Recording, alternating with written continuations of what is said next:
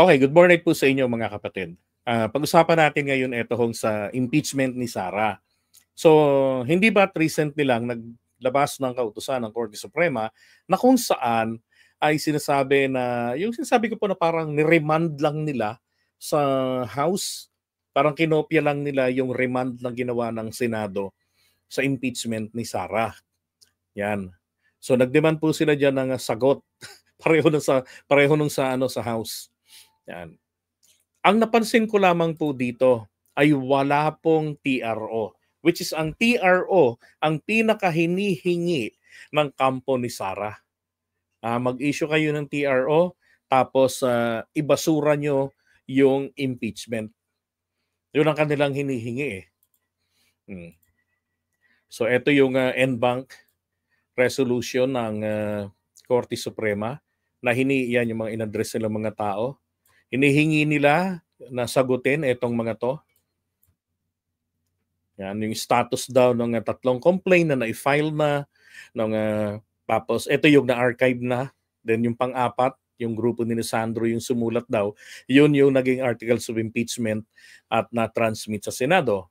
And then kung anong petsa daw po yun, so kumbaga nakikichismis ang Korte Suprema. And then as to the complaints filed by the private citizens, whether Secretary General, tapos ito na yung content ko na ito nung nakaraan eh. No? So pwede nyo rin puro ang balikan, yung paliwanag ko dito. Pero sabi ko nga, ang napansin ko po rito hanggang dito sa dulo ay wala pong binabanggit dito ang Korte Suprema na na habang dinidinig nila ay hindi po pwedeng mag-proceed ang impeachment sa July 29. And I don't think na gagawin po ng Korte Suprema yan na maglabas ng TRO. Bakit? Sapagkat dyan po sa atin sa saligang batas, ang binabanggit doon, ang meron pong kapangyarihan dito po sa impeachment ay dalawa lamang. Ang House of Representatives para sa pag-initiate, doon magsasampa ng impeachment complaint, o doon naman po miyembro nila, sino mang miyembro nila ay maaaring magsampa ng impeachment complaint sa sino mang impeachable official ng ating bansa na binanggit ng Constitution natin. At isa doon ay si Sara. And then ang nakalagay rin doon ay hanggang sa try and decision eh. So trial po ang dapat nilang gawin. So yung tinitignan dito ng Korte Suprema ay pwede lamang po nilang tignan para makapanghimasok sila, which is very limited. Very, very limited. Infringement ang mangyayari kapag dineclare nilang unconstitutional kasi hindi sinunod yung procedure. Hindi po. Yun ay mga procedural lang yun ha. Kung tutuusin, pwedeng i-neglect yun. Dahil ang pinaka-importante dito, constitutional ang impeachment.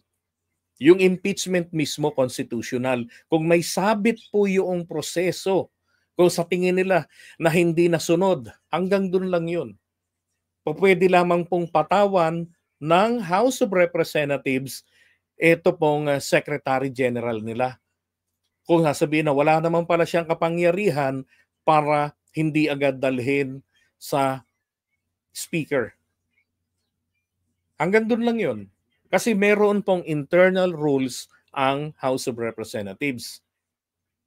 Nag-transmit, yung kung ko-questionin doon na bakit in-archive yung tatlo, wala naman kasing nakalagay sa Constitution na etong tatlong ito ay dapat pong i-dismiss sapagkat yun pong tatlong yun ang naging basihan ng pang-apat. Kung ano yan kinumpile nila yung tatlong impeachment na yan, isinama nila sama-sama at yun ang naging pang-apat para maging pumasa na sufficient in form and in substance. Siguro yung una, hindi sablay talaga sa mga ganon, hindi po pwede. Di ba? Kailangan, pagka ganon, i-dismiss lang yun. Kaya ang status nito, naka-archive yung tatlo kasi buhay pa rin sila kung tutuusin, iba na nga lang po yung anyo. At ito yung naging articles of impeachment na ang sinasabi ng mga dating desisyon ng Korte Suprema, ang initiate daw na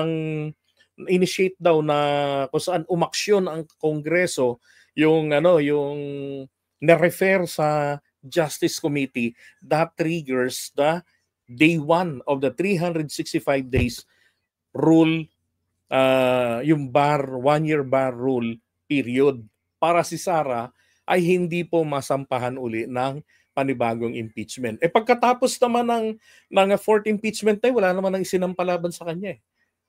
'Di ba? Ang nangyari lang kasi yung naunang 3 hindi po inaksyonan, hindi ni-refer sa Justice Committee na gustong-gustong mangyari ng mga DDS noon kasi nakita rin po nila na mahinang klase at madidismiss lang.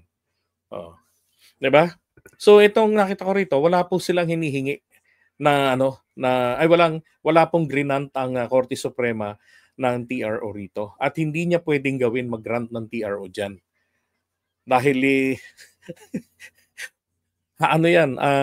ito'y nasa kamay ni desisyon nga po ni ultimo desisyon nga ng impeachment court. Wala silang kapangyarihan para ito i-review. Sabihin man na ang prosesong ito'y politikal, di lalo na po politikal, di lalong hindi nila ito dapat pakialaman. The only thing na pwede lamang po silang manghimasok ay tignan nila kung nagkaroon po ng grave abuse of discretion, pang-aabuso sa kapangyarihan. Yun lang, ang Kongreso ba nagkaroon ng pag-abuso sa kaniyang kapangyarihan? Railroad ba yung impeachment ni Sara? Yes. Nagkaroon na tayo ng railroaded impeachment. 'Di ba? Wala namang ganitong mga nangyari. Tapos etong kay Sara na railroad dahil sabi nga, aanhin mo pang bumaba doon sa Justice Committee. Ito mismong buong Kongreso na. Sobra-sobra pa sa bilang na hinihingi. Pumirma sila. No. 'Di ba? Gusto nilang akusahan si Sara dahil ayaw silang irespeto. Hindi lang naman po ang mga nasa committee na 'yon ang binastos ni Sara sa ayaw niyang pagpaliwanag ng maayos Hindi lang 'yon. Ang binastos niya doon ay yung kabuuan ng Kongreso na kung saan mga representante ng bayan itong mga taong ito. Kaya kahit na mga pro-Sara doon, pumirma sila nang sa ganon, sa korte ka na lamang ng Kongreso ng Pilipinas haharap, which is the impeachment court. I mean, attorney, you're correct, Sir JDB, although the SC is requiring explanation pero walang issuance ng TRO, which is the SC knows that they have limitations about the articles of impeachment rules. Thank you. Diba? So ano po yun? Which is yung impeachment court ng Kongreso ng Pilipinas. Whenever you heard Kongreso ng Pilipinas or the Philippine Congress, ano po yan? Senate at saka yung House of Representatives pong tinutukoy. Mataas sa kapulungan ng Senado, mababang kapulungan ang Kongreso. Pero co-equal po yun. Kahit na may mataas, mababang kapulungan, co-equal po sila. Hindi mangyayari ang isang panukala na makarating sa mesa ng Pangulo para mapirmahan nang hindi po napagkasunduan ng dalawang kapulungan ang iisang version ng kanilang panukala. So, pagdating po rito sa impeachment, dito po tayo dapat kabahan. Bakit kanyo? Sapagkat meron na po tayong precedents na nangyari. Yung president po na nangyari dito ay ang pagbasura ng Senado. While doing their legislative function, binasura nila dati ang isang impeachment complaint. Yun yata yung kay Merceditas Gutierrez dahil nag-resign ito. So yung impeachment complaint, naihatid na sa kanila yon, na-transmit na yon. Kaya lang tinenga-tenga nila. Tapos nung nag-resign yung tao, ang ginawa nila, i-dismiss nila ito na hindi nila man lamang po pinaliliwanag bakit nila ito dinismiss? Is it because yung articles of impeachment ay hindi sufficient para sa kanila para tumayo sa isang korte?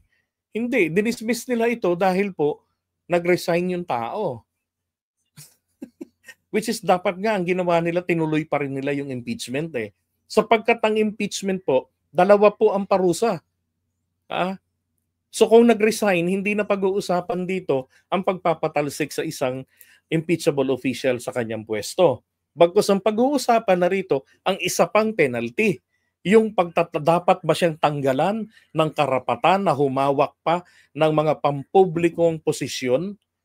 Oh, 'di ba? Sa ngayon naman po, nagsimula na rin, nag-convene na ang impeachment court. Pero under po ng 19th Congress, 'di ba? Sa 20th Congress, magse-session uli pero 20th Congress na. May mga tumututol diyan. Ang inaalala ko rito, baka mamaya pairali nila ito na itong kanilang sa legislative function nila ay hindi nila tinatanggap yung impeachment na magpatuloy under ng 20th Congress kahit na malinaw na yan pong impeachment ay talaga pong dapat tumawid sapagkat yung trabaho, yung function nila ng institusyon ng Senado ay hindi po tinutukoy rito tao institusyon po ng Senado ay hindi po ito legislative in nature. Okay, hindi po quasi-judicial body 'yan. Katulad po 'yan ng HRET, yung House of Representative Electoral Tribunal. Katulad rin po 'yan nung sa presidential, 'di ba? Electoral Tribunal. Na kahit na magpalit na, tuloy pa rin po 'yon. Yung mga pag-handle ng mga petitions na 'yon. Okay? So, yun lang ang inaalala ko. Mas nag-aalala po ako sa Senado. Baka ho pagdating nitong pag-session nila ng 28, 29, kasi 28 yan, mag-session sila, magbobotohan sila ng mga Senate President, ng mga committee chairmanship nila. Tapos dito, pupunta sila ng House of Representatives para sa SONA ni PBBM ng alas 2 ng hapon. Pagkatapos naman ito, kaya alauna, pagkatapos naman yan, adjourn sila. Okay? So yun po yung unang session day nila. Adjourn nila yon. And then kinabukasan, 29, sa Senate na mismo, sila po ay magko-convene uli. Magko-convene sila bilang mga senador. Kasi they can do that eh. Tapos ito ngayon, pag session nila yan, aanuhin na nila yan. Diyan na nila tatalakayin yan. Sana po matutukang maigi ng taong bayan at ng mga pressure groups. Mas kinakabahan ako dyan sa Senado kesa dyan sa Korte Suprema. Kasi sa kanila, tinitingnan nila ano ba yung titik ng batas and our limitations. Kaya nga hindi nila agad inaksyonan yan eh. Samantalang kung tutuusin, may controversy na nag-arise dyan. May, di ba? Tapos diyan sa atin sa Senado, diyan yun naman makikita yung galaw ng mga pamumulitika. Yan. Okay, so yun po yung abangan natin. Sabi nga nila, Itera, wag kayong kukurap. Okay?